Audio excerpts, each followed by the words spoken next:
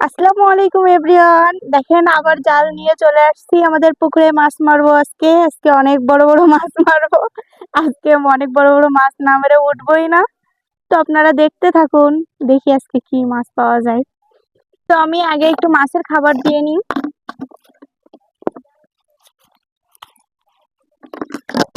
আজকে অনেক মাছ মারবো, অনেক।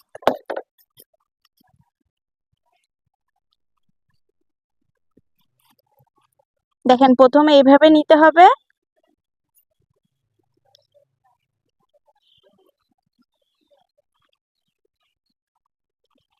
তারপরে এটা নিতে হবে এইভাবে।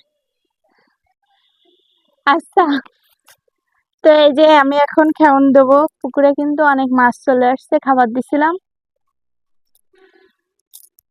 জাল জড়াই গেছে, আজকে মনে হয় তো খেউন ভালো হবে না।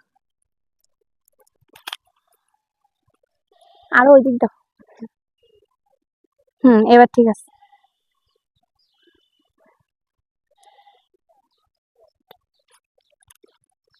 এখন খেউন দিচ্ছি, দেখি কি মাছ পাওয়া যায়।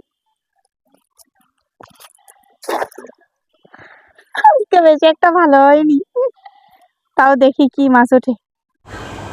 জাল যখন টানতেছিলাম তখন মনে হচ্ছিল অনেক মাছ পড়ছে, কিন্তু আজকে খেউনটা ভালো পড়ে নাই। জালটা অনেক জড়াই পেঁচাই গেছে।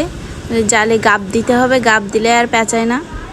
তো মানে পুকুরটা অনেক দিন মানে কাটা হয় না।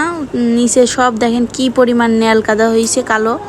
ওইটা ওই মানে নরম মাটির জন্য সব জাল দিয়ে সব বেরোয় যাচ্ছে সব নিচ দিয়ে।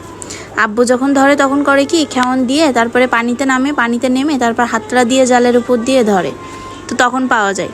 তাছাড়া এভাবে পাওয়া যাচ্ছে না। তো কি করব বলেন, তো আমি এত কষ্ট করে খেওয়ান দিলাম তো মাছ পড়লো না। তারপরেও পড়ছিল 2-3 পিস। আজকে খেওয়ানটা ভালো হয় নাই, জাল শুধু জড়ায় যাচ্ছিল কেমন জানি। জালে হচ্ছে আপনার ওই যে গাব দেওয়া না থাকলে নাকি এরকম জড়ায় যায়। তো তারপরে আবার একটা খাওয়ান দিছিলাম, তো তারপরেও মাছ পড়ে নাই। তারপরে বাসায় চলে আসছিলাম। তো এই যে দেখেন 1-2 পিস পড়ছিল। এই যে ওই যে 1-2 পিস পড়ছিল। তো ঠিক আছে, সবাই ভালো থাকেন। আল্লাহ হাফেজ, আসসালামু আলাইকুম।